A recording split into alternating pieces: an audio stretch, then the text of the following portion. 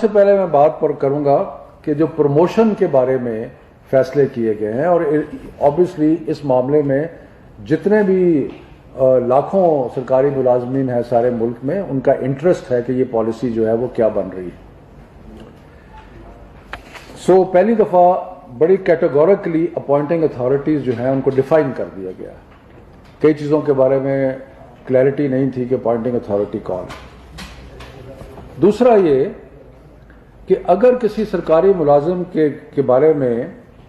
کوئی reference investigation NAB میں یا ایف آئی اے میں پینڈنگ ہے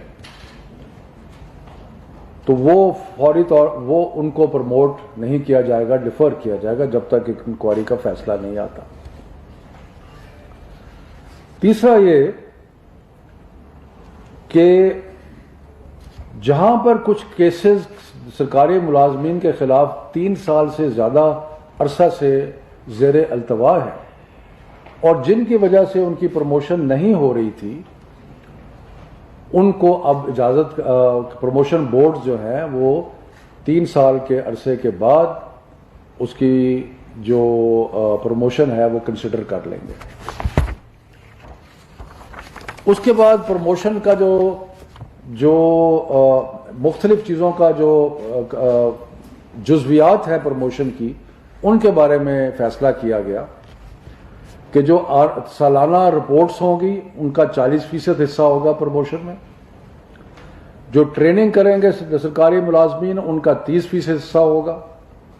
اور جو ایویلویشن بورڈ جو کہ بورڈ انٹرویو کر رہا ہے اس کا 30% ہوگا۔ اس کے میں جو بورڈ ہے اس کو بلکہ زیادہ اختیارات دیے گئے ہیں، کیونکہ بدقسمتی سے ہمارے ملک میں یہ رواج چلا آ رہا ہے کہ ہر کسی کو اچھی رپورٹ مل جاتی، تو اس لیے وہ تخصیص کرنا مشکل ہو جاتا ہے۔ تو اب یہ ہے کہ بورڈز کو 30% جو لیوے دیا گیا ہے پروموشن میں، اس سے ان کو زیادہ اتھارٹی ہو جائے گی۔ اس کے بعد جو دوسرا بڑے اہم ہے کہ سول سرونٹ کو ریٹائر کرنا جو ہے وقت سے پہلے وہ کیسے ہوگا، تو اس میں ڈیفائن کر دیا گیا ہے کون کون ریٹائرمنٹ کر سکتا ہے۔ مثلا ایف پی ایس سی کا چیئرمین جو ہے وہ BS-20 اور اس کے اوپر جتنے افسر ہیں ان کی ریٹائرمنٹ کے اگر ایشو بنتا ہے تو وہ فیڈرل پبلک سروس کمیشن کا چیئرمین جو ہے وہ کرے گا۔ 17 سے 19 سیکرٹری کے اختیارات ہوں گے، اور 16 اور اس سے بلو کے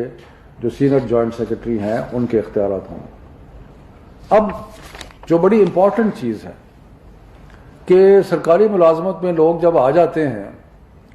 تو اس کے بعد بہت مشکل ہو جاتا ہے، چاہے وہ کام کریں یا نہ کریں، تاکہ ان کو وہ ساری عمر گزر جاتی ہے۔ اور کئی ایسے لوگ ہیں، بیشتر تو کام کرتے ہیں، لیکن کچھ ایسے لوگ ہیں جو کام نہیں بھی کرتے۔ تو اب یہ فیصلہ کیا گیا ہے کہ جو کام نہیں کرتے ان کے بارے میں کیا پالیسی ہوگی۔ جن کی 3 رپورٹس اینول رپورٹس جو ہوتی ہیں، اینول کانفیڈینشیل رپورٹ، وہ اگر بلو ایوریج ہیں یا ایوریج ہیں تو وہ ایک گراؤنڈ بن سکتا ہے ریٹائرمنٹ کا، کہ بھئی آپ کی لگاتار رپورٹیں آ رہی ہیں کہ آپ اپنا کام صحیح نہیں کر رہے، تو اس لیے آپ کو ریٹائر کیا جا سکتا ہے۔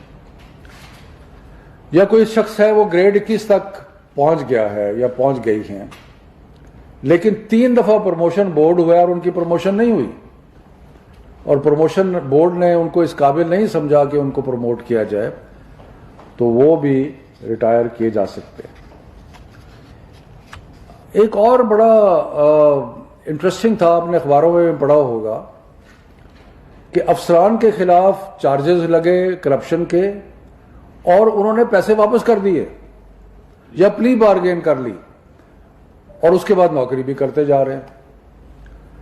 تو اب یہ فیصلہ کیا ہے کہ جو پلی بارگین کرے گا